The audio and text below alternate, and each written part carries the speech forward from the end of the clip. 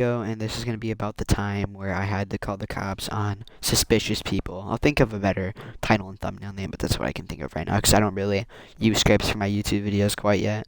So, the leading up to this was the night of UFC 310, if I'm not mistaken. It was John Jones, Stipe, and me, my friend Brandon, and Matthew were all watching the fights. We got done watching the fights. The Michael Chandler fight, Bo Nickel, John Jones fight was so fun. Great to see that John Jones' legacy lives on. But anyways, gotta stop fucking glazing. After the UFC event, our friend Matthew goes out to take a few phone calls, and me and my friend Brandon are inside. We're fucking around. But he tells me that he's gonna go home and he's gonna go sleep. Matthew ends up staying over, and we're chilling. We're watching a movie. And then my dad texts me, "Who's outside the house right now?" And I'm like, "I don't know." And I look, and there's a car outside. The back lights are on, but the front windows and lights are completely dark and tinted. This car exchanges people with another black truck just up the road. And me and my friend were wondering, okay, that's pretty fucking weird. And then we watch him for a little bit longer from the safety of our own home. They can't see us. We're watching from like a side window. So this dude walks up into my front neighbor's, like my across the street neighbor's porch. And mind you, this would be normal if they were like friends of the people who live there. The person who lived there died 2 years ago and doesn't really have any family members that visit. And if they do visit, they're visiting during the day. They run up on the porch, kind of stand there, get back up off the porch, and they go back into this car. Now, this car, by the point, is already parked completely awkwardly and weirdly. The car is parked, like, I'd say across the street on the grass in the middle of the across the street neighbor's lawn. And they're exchanging people in this car and playing loud-ass music. Then suddenly, two people get out the back seat of the SUV that's across the street and sprint around this guy's house and presumably go into their house because we see people moving around inside of the house, which isn't typical because the guy that lives there is a dad and his kid. So we're like, okay, that's pretty weird, but let's continue watching.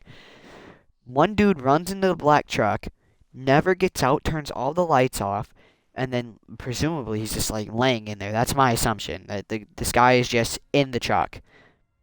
Like, so by that point, we're out because he's in a fully tinted truck acting like it's off just in front of the neighbor's house. Mind you, everyone in this neighborhood is either old or we know them to a point where we know what they're getting up to and what they're not. So we thought, okay, that's out of the ordinary. So we started brainstorming. We're like, we probably should call the cops.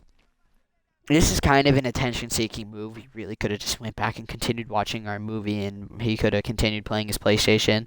But it's whatever. So we call the cops, answers the phone, 911, what is your emergency? And we start stating everything, had to get the fucking car models and everything. But I think they noticed us or that we're on the phone because, like, suddenly, completely stop music, everything. All of them hop into the car at once, speed off going down the street towards my friend's house. Nothing continues after that, but the cop shows up. We have to explain in person what was going on. So we explain in person of what's going on, and the cop says, okay, we'll go check out the truck. Because mind you, the fully tinted truck with the guy in it still hasn't moved. Well, they go check out the truck. Well, to no one's surprise, there's a dude in there. They start talking to the dude, and then by that point in time, me and Matthew, or me and Vergifies, I don't know if I specified that was the friend, me and Vergifies, we go back into the house, and we're like, okay, we're done with this fucking bullshit. So yeah, I had to call the cops on some really creepy people because potentially, if I really was that weirded out, I could have been thinking with the mindset that we're next. So, to take full precaution, we called the cops and we got it resolved. I do not advise at all that if you see any suspicious activity going on in your vicinity, or if you're a fucking COD player, if there's any vicinity of, if anything bad's happening in your fucking AO, if you see fucking red marks on the UAV, I advise you to just not handle it yourself. Because imagine we would have walked outside and we just got fucking gangbanged, pounded, and jumped by those people. That wouldn't have been too great. I'm lucky my dad had a camera and is able to see those people, because who knows? We could have went fucking Announce to anything. Someone knocks on the door, and we get Walter White. We get Walter White.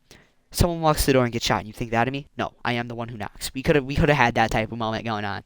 So, moral of the story is, don't handle really bad situations yourself. And this is coming from someone who's been expelled twice for handling situations on their own.